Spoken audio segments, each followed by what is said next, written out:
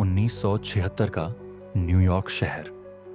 एक ऐसा समय जब डिस्को म्यूजिक हर क्लब में बज रहा था, सड़कों पर रौनक थी, लोग नाइट लाइफ का आनंद ले रहे थे। लेकिन इसी रंगीन माहौल के बीच अचानक एक साया उभरता है, एक ऐसा कातिल जो अजनबियों को सिर्फ इसलिए मार रहा था क्योंकि उसके अनुसार एक कुत्ता उसे ऐसा करने का आदेश दे रहा था।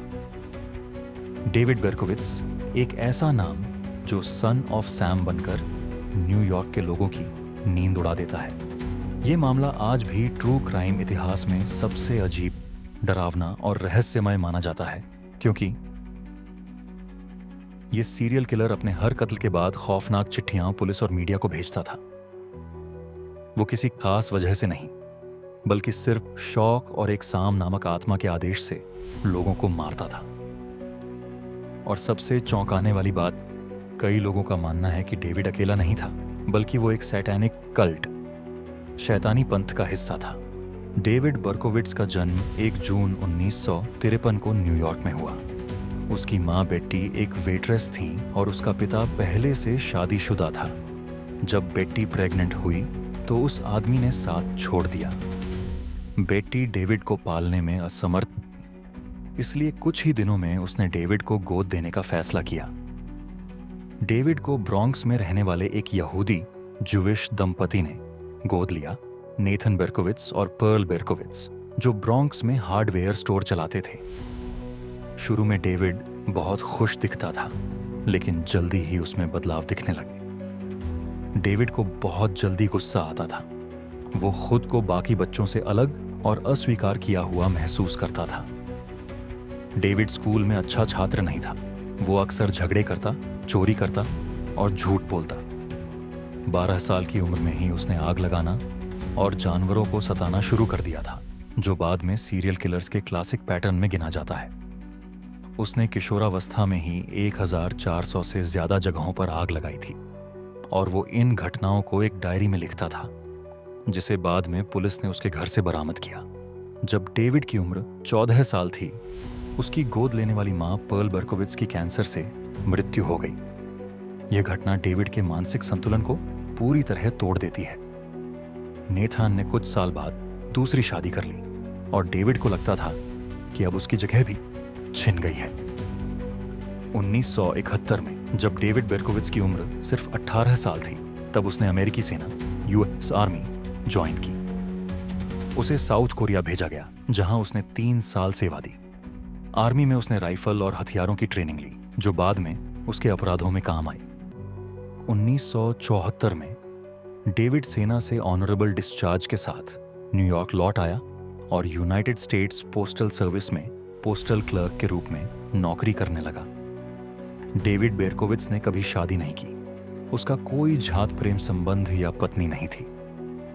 खुद डेविड ने भी बाद में स्वीकार किया कि वो महिलाओं से बातचीत करने में डरता था और उसे सामाजिक संपर्कों में घबराहट होती थी।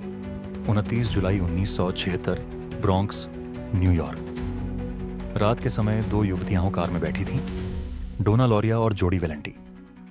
तभी एक अनजान आदमी आया और .44 कैलिबर की पिस्तौल से गोली चला दी। डोना की मौके पर ही मौत हो गई, जोड़ी घायल हुई। यहीं से शुरू हुआ आतंक का सिलसिला। इसके बाद 1 साल के भीतर उसने 6 और हमले किए, जिनमें कुल मिलाकर 6 लोगों की मौत और 7 लोग घायल हुए। हर बार टारगेट होते थे युवा कपल्स जो कार में अकेले होते, और सभी पीड़ित युवा महिलाएं थीं, अक्सर लंबे भूरे बालों वाली।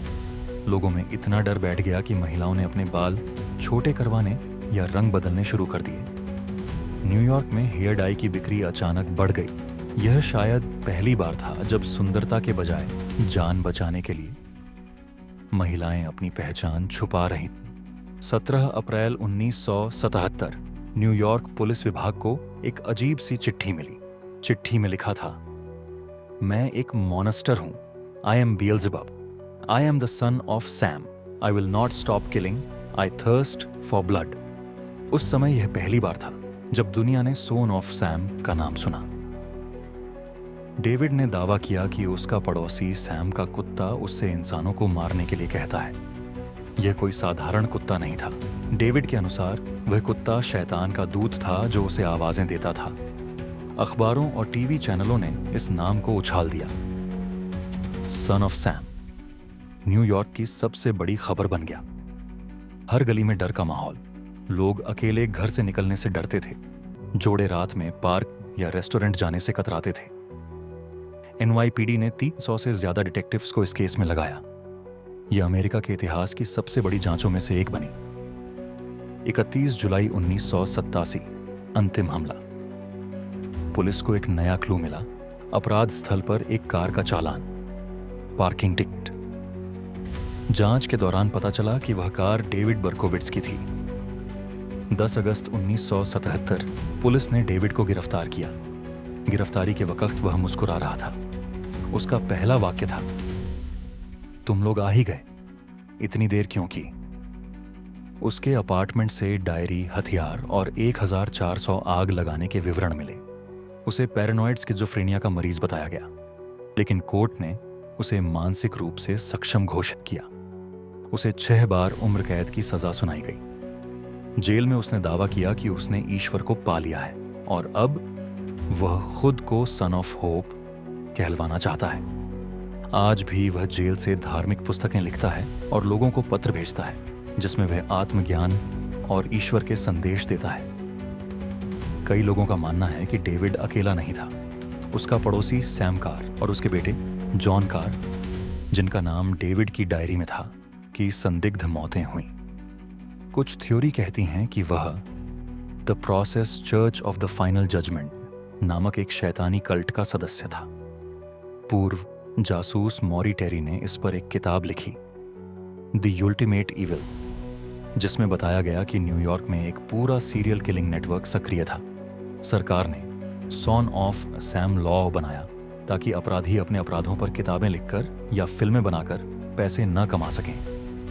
नेटफ्लिक्स, डिस्कवरी और HBO ने इस पर डॉक्यूमेंट्री बनाई, पर अब भी कई सवाल अनसुलझे हैं। सन ऑफ सैम सिर्फ एक नाम नहीं था, वह एक युग का डर था। वह आदमी आज भी जिंदा है, लेकिन उसके अपराध आज भी लोगों की यादों में जिंदा है। सवाल अब भी बाकी हैं। क्या वह सचमुच अकेला था? क्या यह मानसिक बीमारी थी या एक शैतानी साजिश? अगर आपको यह वीडियो जानकारीपूर्ण लगी हो तो इसे लाइक करें, शेयर करें और हमारे चैनल को सब्सक्राइब करना न भूलें। धन्यवाद।